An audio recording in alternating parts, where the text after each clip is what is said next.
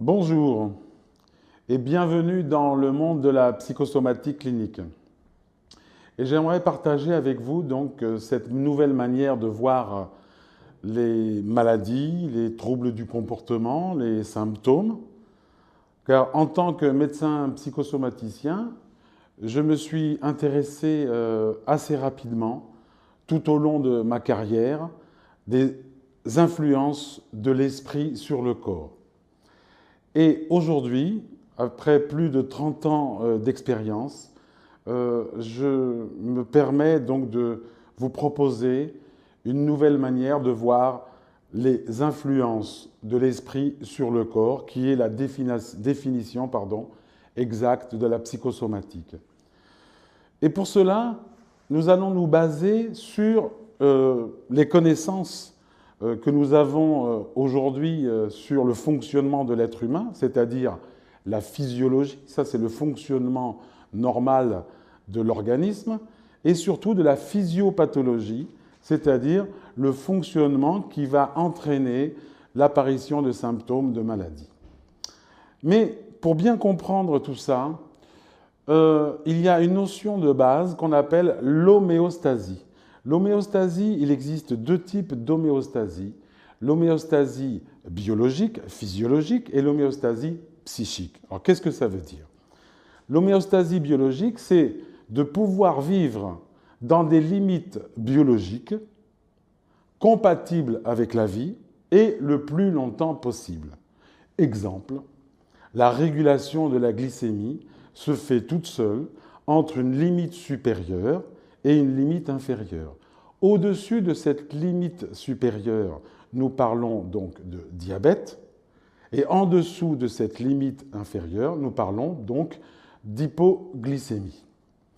Par exemple, aussi, au niveau thyroïdien, les limites supérieures vont nous emmener vers les terres de l'hyperthyroïdie, et en dessous, les limites inférieures qui vont être franchies vont nous emmener vers l'hypothyroïdie. Et donc, il existe tout un système physiologique de régulation qui se fait d'une manière complètement inconsciente. C'est ce qu'on appelle l'inconscient biologique. Et toutes les fonctions du corps humain sont régies par cet inconscient biologique. Ça va réguler la respiration, l'épuration rénale, la physiologie digestive, le système cardiovasculaire, le système ostéo-articulaire, etc., etc. Et à côté de cette homéostasie physiologique, biologique, il existe donc une homéostasie psychique, c'est-à-dire de vivre dans des limites psychiques compatibles avec la vie le plus longtemps possible et le mieux possible. Exemple, quand nous sommes préoccupés par une problématique quelle que ce soit un chômage, j'ai des problèmes avec mes enfants, un problème avec le travail, il va y avoir aussi une limite supérieure qui peut nous entraîner vers, je dirais, un dépassement de nos capacités à endiguer ces embarras plutôt psychiques, et de la même manière, des limites inférieures qui peuvent nous emmener vers des symptômes comme la dépression, la mélancolie, qui est plus quelque chose de, je dirais, qui empêche donc d'être soi-même, et au niveau supérieur, par exemple, l'hyperactivité et le dépassement psychique des limites supérieures. Et tout cela donc fonctionne ensemble, à la fois physiologique et biologique, et tout fonctionne normalement bien quand ces limites ne sont pas dépassées. Et qu'est-ce qu'il se passe quand ces limites sont dépassées? Alors on va prendre le plus simple, c'est le dépassement des limites supérieures. On a un problème psychique, une préoccupation, et nous avons des capacités à endiguer donc ces préoccupations. Mais quelquefois, elles dépassent nos capacités. Et quand elles dépassent, ça va entraîner un désordre psychique qui va nous déstabiliser et qui va nous empêcher de vivre correctement notre vie. Et pour pouvoir nous aider à vivre le mieux possible, il existe tout un mécanisme, et là, psychosomatique, qui va nous permettre de traiter cette information déstabilisante qui dépasse ces symptômes, du moins qui dépasse ces limites, et le mot-clé, c'est ce qu'on appelle la conversion.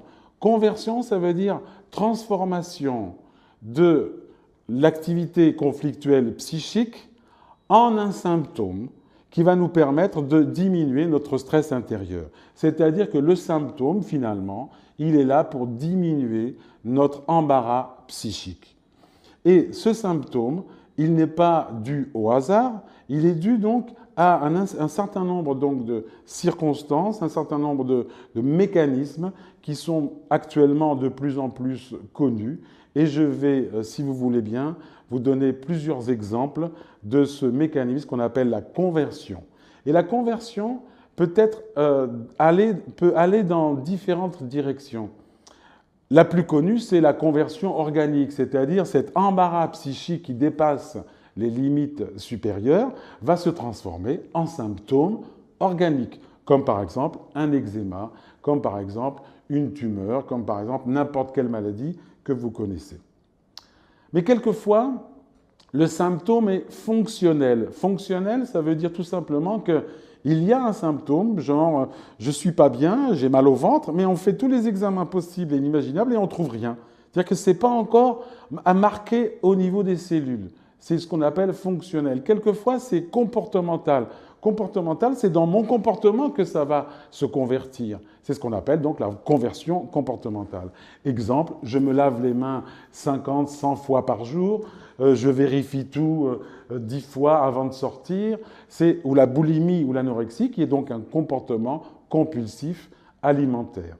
Et quelquefois, c'est plutôt psychologique, on a ce qu'on appelle une conversion psychologique, c'est-à-dire que cette problématique psychique qui nous envahit, qui va dépasser les limites supérieures, va se convertir en symptômes psychologiques. Exemple, le mal-être, ça ne va pas dans ma vie, ou un désordre amoureux plus ou moins chronique, un questionnement existentiel, et c'est la plupart donc des motifs de consultation que les psychologues et psychiatres voient régulièrement, ou les psychothérapeutes.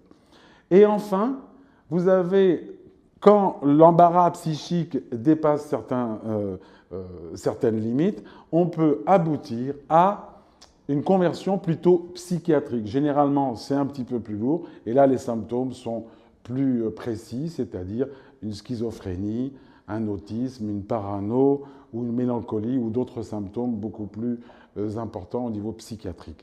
Donc là, vous avez donc finalement les grandes généralités de la psychosomatique clinique et humaniste, c'est-à-dire qu'il y a un problème psychique, une problématique X ou Y, qui va nous envahir et qui va monter, monter, monter, soit consciemment, c'est-à-dire on la sent monter, ou quelquefois on ne la sent pas monter du tout, et elle est plutôt inconsciente. Elle va dépasser un certain seuil, nos limites concernant notre homéostasie à la fois biologique et psychique, et tout le surplus de cette énergie qui va dépasser le seuil va être transformé, converti en symptômes.